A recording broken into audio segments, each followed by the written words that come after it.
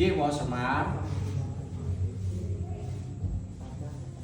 Yo muga-muga wae sing dadi pemimpin apa wae sing dadi utamane sing mimpin negara napa mimpin sedaya mewawon ya aja lali marang wong cilik. Apa sing dikarepake wong cilik iki kudu ngerti. Aja dadi sepah sepuh.